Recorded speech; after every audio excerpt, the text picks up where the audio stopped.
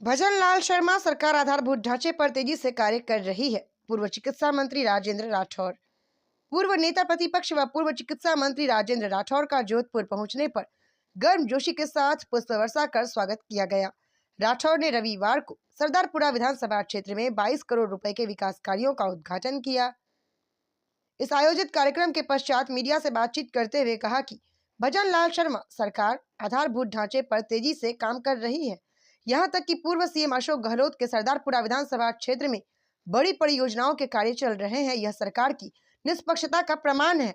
राठौर ने पूर्व सीएम अशोक गहलोत पर साधा निशाना और कहा कि ओएमआर घोटाले को लेकर मैं समझता हूं कि नासमझी के कारण पूर्व सीएम अशोक गहलोत कई बार ट्वीट कर जाते हैं। ओएमआर सीट पर जितनी परीक्षाएं संपन्न हुई हैं वे सभी 2019 में हुई है। जनवरी 2019 से मार्च 2019 तक आयोजित हुई परीक्षाएं जिस कंपनी द्वारा करवाई गई उस कंपनी का चयन अशोक गहलोत के शासनकाल में ही हुआ था। निश्चित तौर पर इसकी जांच होगी।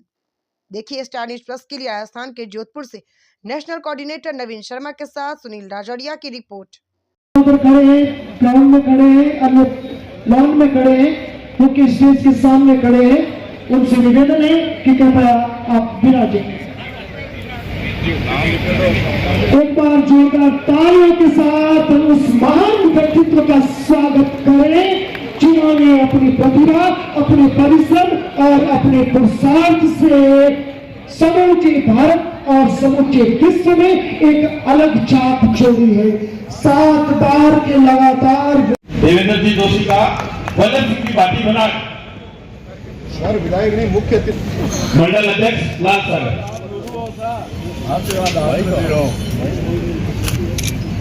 स्वरूप साहब चैन जी ना लगाओ ये तो फिर से खाली पड़ी है भारत खड़ा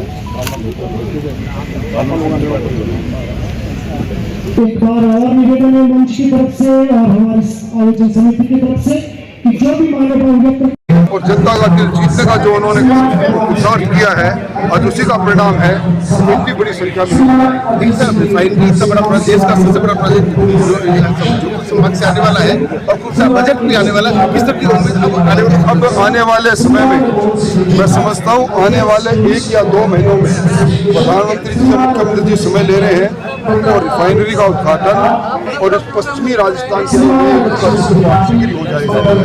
ये रिफाइनरी जो कांग्रेस के समय में राजनीति की शिकार हुई और इसी कारण से प्रोजेक्ट कॉस्ट बढ़ी।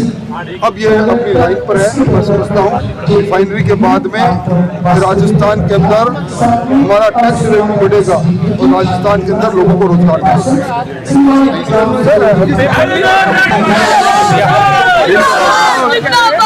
जेल वो जाएंगे। हम तो मैं समझता हूँ कि नासमझी के कारण से कई बार ट्वीट खेलें इस खेल के अंदर 100 गहलोत जी भी ट्वीट कर जाते हैं।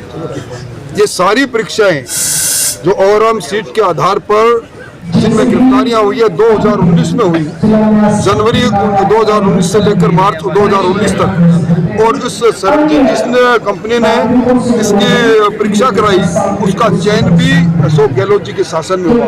निश्चित तौर पर इसमें जांच होगी, जांच आगे बढ़ेंगे तो तार कहीं से कहीं जुड़ जाएंगे। कई बार इस सरकार अब आने वाले समय में मैं समझता हूँ आने वाले 1 या 2 महीनों में प्रधानमंत्री जी से मुख्यमंत्री जी समय ले रहे हैं और रिफाइनरी का उद्घाटन और इस पश्चिमी राजस्थान के लिए हो जाएगा। ये रिफाइनरी जो कांग्रेस के समय में राजनीति की शिकार हुई और इसी कारण से प्रोजेक्ट कॉस्ट बढ़ी। अब ये अपनी लाइन पर है। मैं समझता हूँ रिफाइनरी के बाद में राजस्थान के अंदर हमारा टैक्स रेवेन्यू बढ़ेगा और राजस्थान के अंदर लोगों को रोजगार